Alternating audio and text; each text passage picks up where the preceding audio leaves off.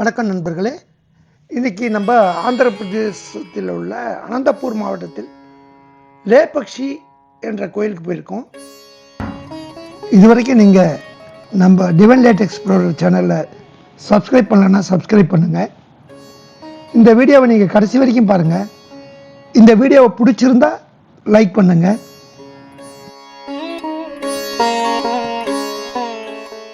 இந்த கோயிலில் வீரபத்திர சுவாமி இருக்கார். 16ஆம் நூற்றாண்டில் விஜயநகர கட்டிடக்கலைக்கு ஒரு சிறந்த எடுத்துக்காட்டாக இந்த இடம் திகழ்ந்தது. லேபக்ஷி அப்படின்னா தெலுங்குல இதை லேபக்ஷின்னு சொல்கிறாங்க.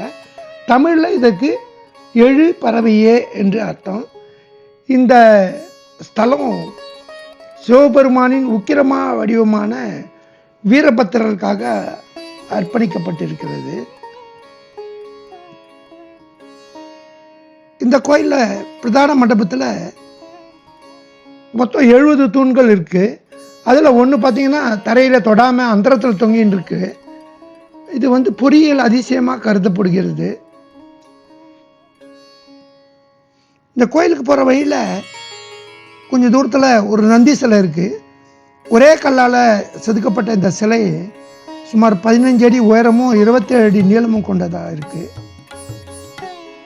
கோயிலுக்கு உள்ள 7 தலை நாகம் குடைப்பிடிப்பது போல இருக்குது. ஒரு பெரிய சிவலிங்கமும் இதன் கீழே இருக்குது. இது வியக்கத்தக்க விஷயம் என்னன்னா, இது ஒத்தைக்கல் சிற்பம்னு சொல்கிறாங்க. விஜயநகர பேரரசு காலத்து வண்ணமயமான ஓவியங்கள் மேற்கூரை மற்றும் சுவர்களில் இன்றும் அழகாக காட்சி அளிக்கிறது. ராமாயணத்துடன் தொடர்புடையதாக கருதப்படும் ஒரு பெரிய காலடி தடம் இங்கு உள்ளது. இது எப்போதும் ஈரப்பதமாக இருப்பதாக நம்பப்படுகிறது. லேபக்ஷி என்றது தமிழில் எழு பறவையேன்னு சொல்கிறாங்க. ராவணன் சீதையை கடத்தி சென்றபோது ஜடாயு என்ற பறவை இங்கு விழுந்ததாகவும், பின்னர் ராமன் அந்த காயத்தை துடைத்து லேபக்ஷி என்று கூறியதாகவும் புராணங்கள் கூறுகின்றன. 1530 விருப்பண்ணா மற்றும் வீரண்ணா 2 சகோதரர்களால் இது கட்டப்பட்டது. அவர்கள் ராஜாவின் கஜானாவை பயன்படுத்தியதற்காக அவர்களுக்கு தண்டனை அளித்தார். அந்த தண்டனை என்னன்னா, அவங்க 2 கண்ணையும் பிடிங்கிறதா சொல்லப்பட்டது. அதற்கான அடையாளமாக கோயில் சுவரில் சிறப்பு இரத்தக்கரைகளும் இருக்கு. இங்க இருக்கிற ஒரு கல்யாண மண்டபம், இந்த மண்டபம் கூரை இல்லாமல் பாதியிலேயே நிற்குது. இதன் அழகை இன்னும் நல்லா கூட்டுது பாருங்க.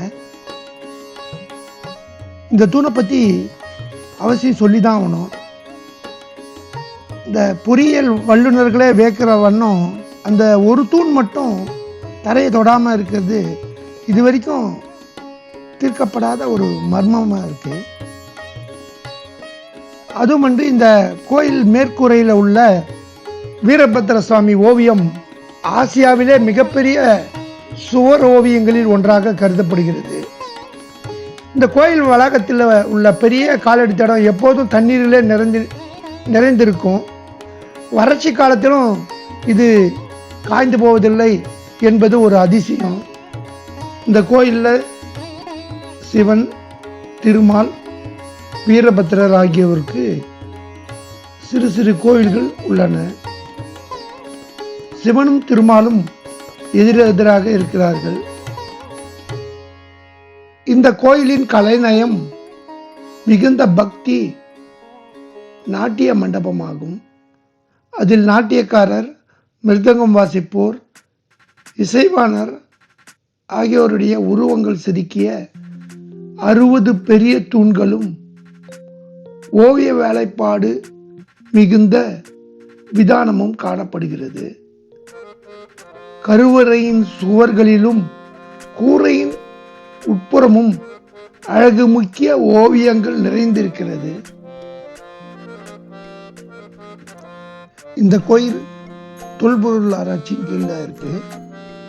இங்கு கட்டப்பட்டிருக்கிற இந்த தூண்களும் இப்போ தற்காலத்து புடவைகளில் இருக்கிற பார்டர்கள் இந்த தூண்லேருந்து தான் பார்த்து போடுறதா சொல்லப்படுது.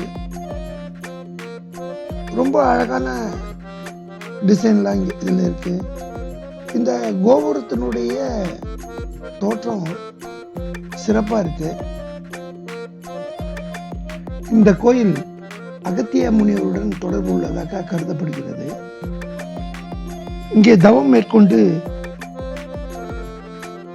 பாவங்களை ஆன்மீக தூய்மையும் மீட்பையும் தேடுவது நடைபெறுகிறது. இந்த கோயில் மண்டபத்தில் இருக்க காட்சிகளும் சித்தரிக்கும் சிற்பங்களும் ராமாயணம், குறிப்பாக ராமரின் வீரச் செயல்களை சம்பந்தப்பட்டதாக இருக்கிறது.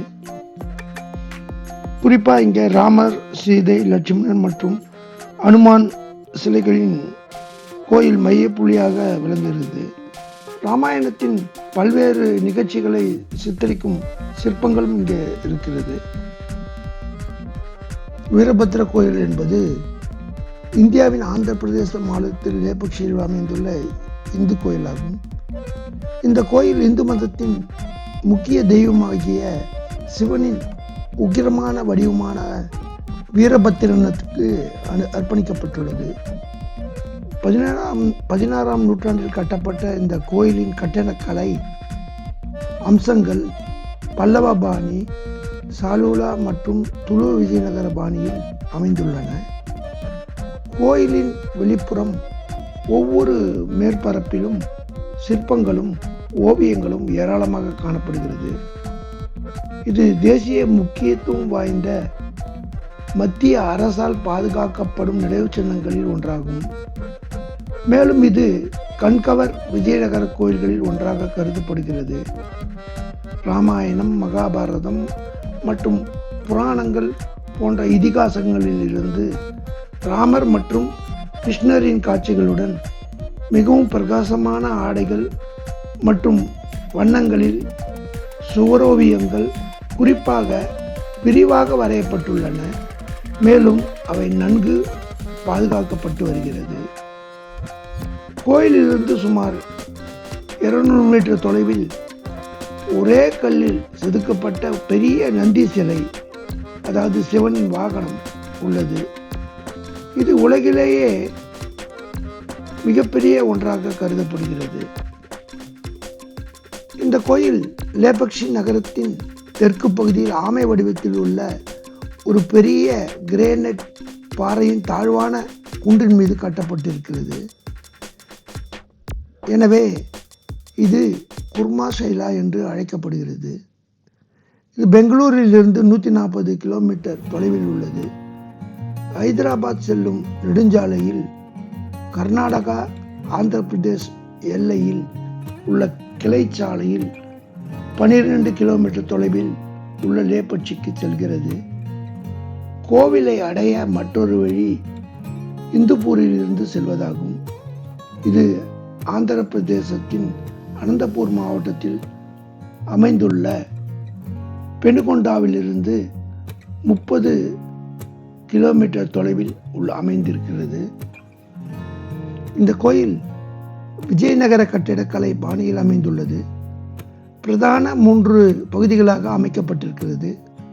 அவை முக மண்டபம், நாட்டிய மண்டபம் அல்லது ரங்க மண்டபம் என்று அழைக்கப்படும் சபை மண்டபம், அர்த்த மண்டபம் அல்லது அந்தாராளம் மற்றும் கர்ப்ப கிரகம் அல்லது கருவறை என்று அழைக்கப்படுகிறது. இந்த கோயில் ஒரு கட்டிடமாக 2 சுற்றுச்சுவர்களால் சூழப்பட்டு வெளிப்புற சுற்றுச்சுவர் 3 வாயில்களை கொண்டுள்ளது.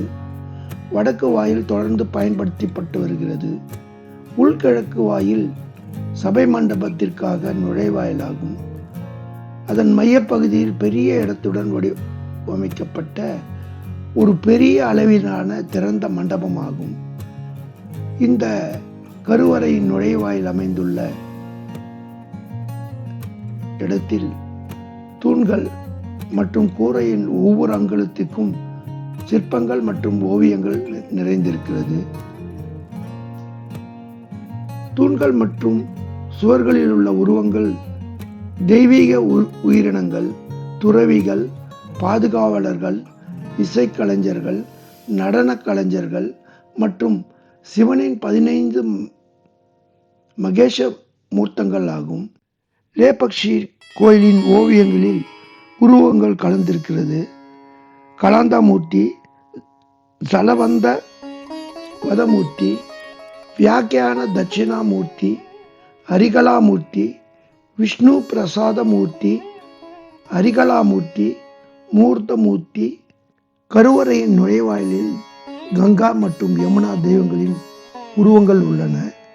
இந்த மண்டபத்தின் வெளிப்புறத்தும் அலங்கரிக்கப்பட்ட பீடத்தின் மேல் கட்டப்பட்டுள்ளன. அலங்கார குதிரைகள் மற்றும் வீரர்களின் செதுக்கப்பட்ட உருவங்களை கொண்ட தொகுதி வடிவத்தில் இருக்கிறது. தூண்கள் மெல்லியவை மற்றும் வளைந்த வடிவத்தில் தொங்கும் விளிம்புகளுடன் செதுக்கப்பட்ட சிறிய தூண்களின் அம்சத்தை கொண்டுள்ளது. மண்டபத்தின் நடுப்பகுதியில் உள்ள திறந்தவெளி 3 உருவங்களின் செதுக்குகள் கொண்ட பெரிய தூண்கள் வரையறுக்கப்பட்டுள்ளன.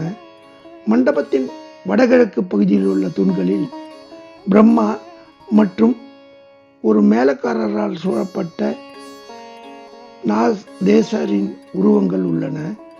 அருகில் ஒரு தூணில் ஒரு மேளமும் தாளக்காரர்களால் சூழப்பட்ட நடனமாடும் கோலங்களில் உள்ள தேவகன்னிகளின் உருவங்களும் உள்ளன. இந்த கோவிலை நீங்கள் அவசியம் சென்று பார்க்க வேண்டும். நன்றி, வணக்கம். நம்முடைய இந்த டிவைன் லைட் எக்ஸ்ப்ளோரர் சேனலை இதுவரைக்கும் நீங்கள் சப்ஸ்கிரைப் பண்ணலன்னா சப்ஸ்கிரைப் பண்ணுங்கள். இந்த வீடியோ உங்களுக்கு பிடிச்சிருந்தா லைக் பண்ணுங்கள். மீண்டும் ஒரு சுவாரஸ்யமான வீடியோவில் உங்களை சந்திக்கிறோம். நன்றி, வணக்கம்.